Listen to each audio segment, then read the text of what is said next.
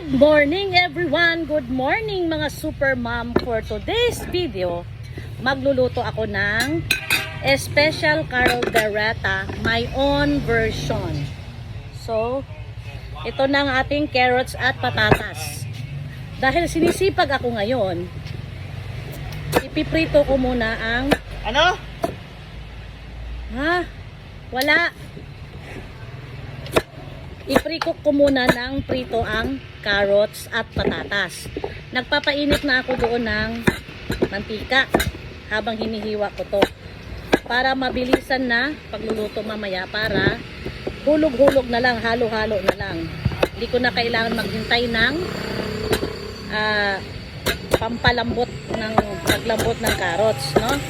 So i-pre-cook ko na siya. At saka free time ako, hindi ako nagmamadali. So, ito na. Hinihiwa ko na.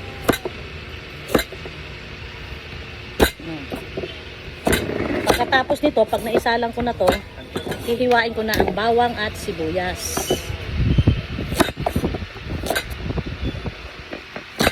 Yan. Inuna ko lang tong carrots para naisalang ko na siya.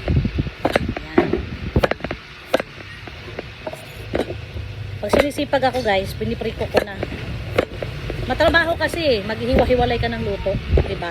Consuming time. Pero ngayon, dahil hindi naman ako nagmamadali, ipiprito ko sila. Special caldereta to ha, my own version. Kasi ang caldereta naman, kahit naman anong pagluluto ang gawin mo, anong ingredients ang ilagay mo, bahala ka. Luto mo yan. Diba? Wala tayong susundin na recipe nito kasi lutong bahay naman to eh. Okay. Ganito lang yan eh. Your cook, your rules. Kaya ako, my cook, my rules.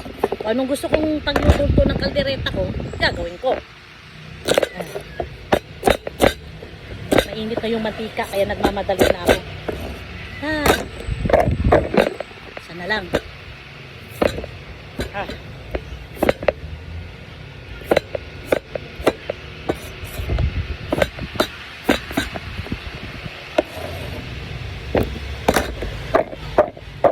So, tapos na.